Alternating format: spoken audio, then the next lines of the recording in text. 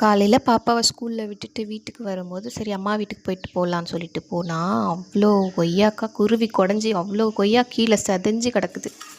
மீதி இருக்கிறது மேலே மரத்தில் இருக்கிறது பறிச்சிட்டு வரலான்னு பறிச்சிட்டு வந்தேன். அதுவும் நிறைய இருந்துச்சு. அப்புறம் அங்கே இருக்கிற சுகர் பேஷண்ட் ஒரு பாட்டிக்கு கொஞ்சம் கொடுத்துட்டு மீதி இருக்கிறத எடுத்துகிட்டு வந்து சரி சாப்பிடுவோம் அப்படின்னு சாப்பிட ஸ்டார்ட் பண்ணியாச்சு.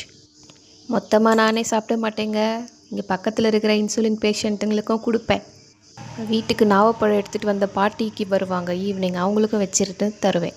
இந்த கொய்யா வந்து நாட்டு கொய்யா, ரொம்ப ரொம்ப ரொம்ப இனிப்பாக இருக்கும். சாப்பிட்றதுக்கே இன்னும் சாப்பிடலாமான்னு இருக்கும். இந்த மாதிரி ரொம்ப பழுத்த பழமாக இருந்துச்சுன்னு சொன்னால் அது வந்து ஓப்பன் பண்ணும்போது புழு இருக்கும் அதுக்குள்ளே. அதை நம்ம சாப்பிடக்கூடாது. ஏன்னா நம்மளுக்கு வந்து காய் தான் வந்து சாப்பிடணும். காய், செங்காய், அந்த செம்பழம் அந்த மாதிரி இருக்கிறதுல சாப்பிட்டுக்கலாம்.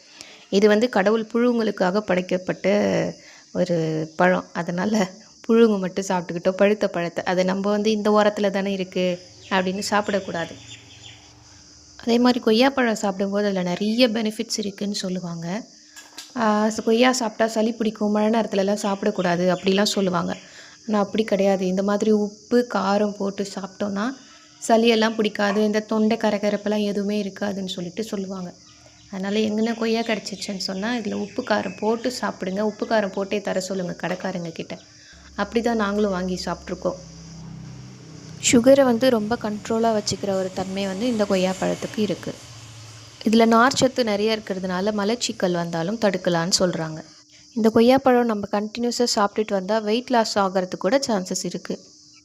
டெய்லி ஒரு கொய்யாப்பழம் சாப்பிட்டா கேஸ் அசிடிட்டி ப்ராப்ளம்லேருந்து வெளியே வந்துடலான்னு சொல்கிறாங்க. கொய்யா பழத்தை போலவே அதோட இலையிலையும் நிறைய மருத்துவ குணங்கள் இருக்குது. இந்த கொய்யா இலைக்கு வந்து புற்றுநோயை, கேன்சரை எதிர்க்கிற சக்தி இருக்காமா.